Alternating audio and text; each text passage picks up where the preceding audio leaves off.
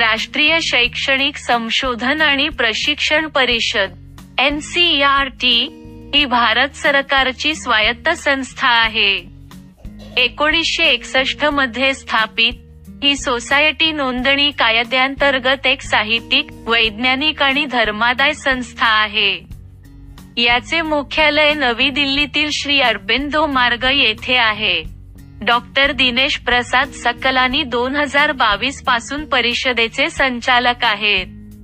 बोधवाक्य Sanskrit, Vidya अमृतमशनुते.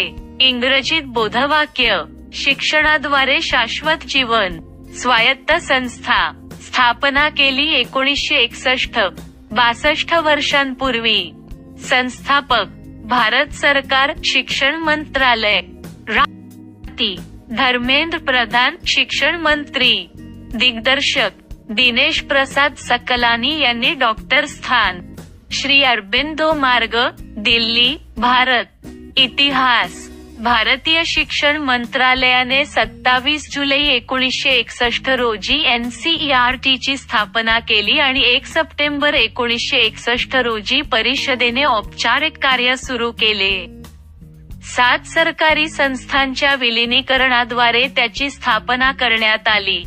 Central institute of education, central bureau of textbook research, केंद्रीय शैक्षणिक आणि व्यावसायिक मार्गदर्शन ब्युरो.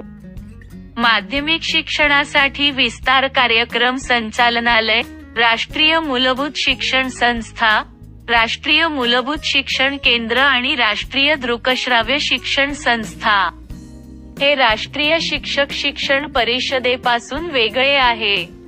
राष्ट्रीय चारित्र्य असलेल्या देशासाठी समान शिक्षण प्रणालीची रचना आणि समर्थन करणे तसेच संपूर्ण देशभरातील विविध सांस्कृतिक पद्धतींना सक्षम करणे आणि प्रोत्साहित करणे हे NCERT चे उद्दिष्ट आहे. शिक्षण आयोगाच्या 1964 ते 66 शिफारशींवर आधारित शिक्षणावरील पहिले राष्ट्रीय धोरण विधान 1968 मध्ये जारी करण्यात आले. या धोरणाने देशभरातील शालेय शिक्षणाच्या एकसमान पॅटर्न स्वीकारण्यास मान्यता दिली, ज्यामध्ये 10 वर्षांचा सामान्य शिक्षण कार्यक्रमाचा समावेश होता. 2 वर्षांच्या वैविध्यपूर्ण शालेय शिक्षणाद्वारे सन 1963 मध्ये राष्ट्रीय विज्ञान प्रतिभा शोध योजना NTSS तयार करण्यामागे NCERT देखील आहे. भारतातील प्रतिभावान विद्यार्थ्यांना ओळखणे, त्यांचे पालनपोषण करणे आणि त्यांना शिष्यवृत्ती प्रदान करणे हा या कार्यक्रमाचा उद्देश होता. National science talent search scheme NTSS मध्ये 1976 मध्ये शिक्षणाच्या 10+2+3 पॅटर्न सादर करून मोठा बदल झाला. कार्यक्रमाचे नामकरण नॅशनल टॅलेंट सर्च स्कीम असे करण्यात आले आणि आता NTSE परीक्षा 10वी, 11वी आणि 12वी साठी घेतली जात आहे. सध्या NTSE परीक्षा भारतातील फक्त 10वीच्या विद्यार्थ्यांसाठी 2 टप्प्यांमध्ये घेतली जाते, ज्यामध्ये प्रत्येकी 100 गुणांसाठी मानसिक क्षमता चाचणी आणि स्कॉलस्टिक ॲप्टिट्यूड टेस्ट 60 संबंधित विषय असतात. 10 वर्षांच्या शाळेसाठी अभ्यासक्रम हा आराखडा 1975 मध्ये आला. त्यात मांडलेल्या तत्वांवर आधारित अभ्यासक्रम संशोधनाच्या आधारे विकसित केला जावा यावर भर देण्यात आला. अशा प्रकारे NCERT साठी 1970 चे दशक हे भारतीय वास्तवांना शिक्षणाची सामग्री आणि प्रक्रिया सांगण्यासाठी अभ्यासक्रम संशोधन आणि विकास क्रियाकलापांनी भरलेले दशक होते. प्राथमिक आणि माध्यमिक शिक्षणासाठी राष्ट्रीय अभ्यासक्रम हे सुधारित अभ्यासक्रम आराखडा 1988 मध्ये 1986 च्या राष्ट्रीय शिक्षण धोरणानंतर लागू करण्यात आला. यात 12 वर्षांचे शालेय शिक्षण समाविष्ट आहे आणि त्यांना अधिक बाल केंद्रित बनवण्यासाठी अभ्यासक्रम आणि शिक्षण सामग्रीचे पुनर्रचना सुचवले आहे. त्यात परीक्षा सुधारणा आणि शिक्षणाच्या सर्व टप्प्यांवर CCE लागू करण्याची वकिली करण्यात आली. राष्ट्रीय अभ्यासक्रम फ्रेमवर्क हे फ्रेमवर्क 2000 मध्ये आले. यात निरोगी, अनुकूल आणि तणावमुक्त किशोरावस्था आणि अभ्यासक्रमातील सामग्री कमी करण्याच्या गरजेवर जोर देण्यात आला. अशा प्रकारे बहुसांस्कृतिक थीमॅटिक दृष्टिकोनाची शिफारस करण्यात आली. पर्यावरणीय शिक्षणाचा उच्चार करण्यात आला आणि शिक्षणाच्या पहिल्या 2 वर्षांत भाषा आणि गणित वेगळे केले गेले. राष्ट्रीय अभ्यासक्रम फ्रेमवर्क. परिषदेने 2005 मध्ये एक नवीन राष्ट्रीय अभ्यासक्रम आराखडा तयार केला, ज्याचा मसुदा राष्ट्रीय सुकाणू समितीने तयार केला होता. हा व्यायाम 5 मार्गदर्शक तत्वांवर आधारित होता. ज्ञानाला शाळेबाहेरील जीवनाशी जोडणे. रॉड स्टार शिकण्याच्या पद्धतीपासून शिफ्ट करा. मुलांच्या सर्वांगीण विकासासाठी अभ्यासक्रम समृद्ध करणे जेणेकरून ते पाठ्यपुस्तकांच्या पलीकडे जाईल. परीक्षा लवचिक बनवणे आणि त्यांना वर्गातील जीवनाशी एकरूप करणे. आणि काळजीची काळजी घेऊन माहिती दिलेली ओळख वाढवणे. 2021 मध्ये परिषदेच्या अभ्यासक्रमातील बदलांसाठी विविध मार्गदर्शक तत्त्वे मांडणारे दस्तऐवज तयार करण्यासाठी इस्रोचे माजी प्रमुख के. कस्तुरीरंगन यांच्या अध्यक्षतेखाली एक समिती स्थापन करून NCERT पाठ्यपुस्तकांची पुनरावृत्ती प्रक्रिया भारत सरकारने सुरू केली.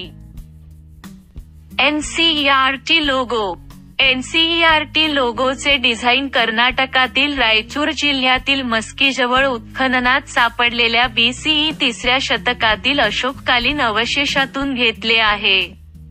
हे ब्रीदवाक्य ईशा उपनिषदातून घेतले गेले आहे आणि याचा अर्थ शिक्षणाद्वारे शाश्वत जीवन असा आहे. 3 गुणफलेले हंस NCERTच्या कामाच्या 3 पैलूंच्या एकत्रीकरणाचे प्रतीक आहेत, म्हणजे संशोधन आणि विकास, प्रशिक्षण आणि विस्तार. पाठ्यपुस्तके.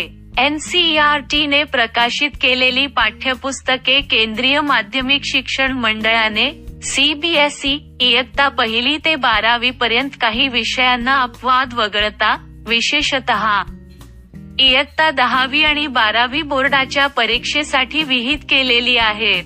14 राज्यांतील सुमारे 19 शाळा मंडळांनी पुस्तके स्वीकारली आहेत किंवा त्यांचे रूपांतर केले आहे. ज्यांना पाठ्यपुस्तके स्वीकारायची आहेत त्यांनी NCERT कडे विनंती पाठवणे आवश्यक आहे, ज्यावर पुस्तकांच्या सॉफ्ट कॉपी प्राप्त केल्या जातात. साहित्य प्रेससाठी तयार आहे आणि 5% रॉयल्टी देऊन आणि NCERTची पावती देऊन मुद्रित केले जाऊ शकते. पाठ्यपुस्तके कलर प्रिंटमध्ये आहेत आणि भारतीय पुस्तकांच्या दुकानातील सर्वात कमी किंमतीच्या पुस्तकांपैकी आहेत. खाजगी प्रकाशकांनी तयार केलेल्या पाठ्यपुस्तकांची किंमत NCERT पेक्षा जास्त आहे. 2017 मधील सरकारी धोरण निर्णयानुसार NCERT कडे 2018 पासून केंद्रीय पाठ्यपुस्तके प्रकाशित करण्याचे विशेष कार्य असेल आणि CBSEची भूमिका परीक्षा आयोजित करण्यापुरती मर्यादित असेल. National Council of Educational Research and ट्रेनिंगने इयत्ता 1 ते 5 मधील श्रवण अक्षमता असलेल्या विद्यार्थ्यांसाठी 2021 पासून डिजिटल पद्धतीने भारतीय सांकेतिक भाषेत पुस्तकांची रचना केली होती. प्रादेशिक शिक्षण संस्था. प्रादेशिक शिक्षण संस्था पूर्वी प्रादेशिक शिक्षण महाविद्यालय म्हणून ओळखले जाते. हे राष्ट्रीय शैक्षणिक संशोधन आणि प्रशिक्षण परिषद NCERT, नवी दिल्लीचे एक घटक आहे. रायसची स्थापना 1963 मध्ये भारत सरकारने विविध भागांमध्ये विविध क्षेत्रांमध्ये केली आहे. प्रादेशिक संस्थांची सुरुवात अभिनवपूर्व सेवा आणि सेवांतर्गत शिक्षक शिक्षण कार्यक्रम आणि संबंधित संशोधन, विकास आणि विस्तार उपक्रमांद्वारे शालेय शिक्षणाची गुणात्मक सुधारणा करण्याच्या उद्देशाने करण्यात आली. प्रादेशिक शिक्षण संस्था रायस अजमेर, भोपाळ, भुवनेश्वर, मैसूर आणि शिलांग येथे आहेत. क्रिया. NCERTचा एक व्यापक विस्तार कार्यक्रम आहे ज्यामध्ये राष्ट्रीय शिक्षण संस्था, प्रादेशिक शिक्षण संस्था, central institute of vocational education आणि राज्यांमधील फील्ड कोच कार्यालये यांचे विभाग क्रियाकलापांमध्ये गुंतलेले आहेत. या भागातील कार्यकर्त्यांपर्यंत पोहोचण्यासाठी ग्रामीण आणि मागास भागात अनेक कार्यक्रम आयोजित केले जातात. परिषद शैक्षणिक नवोपक्रमांसाठी राष्ट्रीय विकास गटाचे सचिवालय म्हणून काम करते. हे संलग्न कार्यक्रम आणि कार्यशाळांद्वारे इतर देशांतील शिक्षण कामगारांना प्रशिक्षण सुविधा देत आहे. परिषद इयत्ता 1ली ते 12वी पर्यंतच्या शालेय विषयांसाठी पाठ्यपुस्तके प्रकाशित करते. NCERT पुस्तके प्रकाशित करते आणि CBSE अभ्यासक्रमाचे पालन करणाऱ्या भारतातील सरकारी आणि खाजगी शाळांमध्ये वापरल्या जाणाऱ्या नमुना प्रश्नपत्रिका पुरवते. पाठशाळा नावाची ऑनलाईन प्रणाली NCERT आणि मनुष्यबळ विकास मंत्रालयाचा संयुक्त उपक्रम. पाठ्यपुस्तके, ऑडिओ, व्हिडिओ, प्रकाशने आणि इतर विविध मुद्रित आणि गैर-मुद्रित घटकांसह शैक्षणिक स्कूलिंग संसाधने प्रसारित करण्यासाठी विकसित करण्यात आली आहे. मोबाईल फोन आणि टॅबलेट EPUB म्हणून आणि वेबवरून लॅपटॉप आणि डेस्कटॉपद्वारे त्यांचा विनामूल्य प्रवेश सुनिश्चित करणे. National Council of Educational Research and ट्रेनिंगने 1 नोव्हेंबर 2021 पासून 1 वर्षाच्या कालावधीसाठी मार्गदर्शन आणि समुपदेशनाचा नवीन डिप्लोमा कोर्स सुरू केला आहे. National Council of Educational Research and ट्रेनिंगने मायक्रोसॉफ्टच्या जागतिक प्रशिक्षण भागीदार टेकअवांत गार्डे टॅक सोबत करार केला आहे आणि शिक्षकांमधील डिजिटल कौशल्ये सुधारण्यासाठी कनेक्टेड लर्निंग कम्युनिटी CLC ची सोय केली आहे.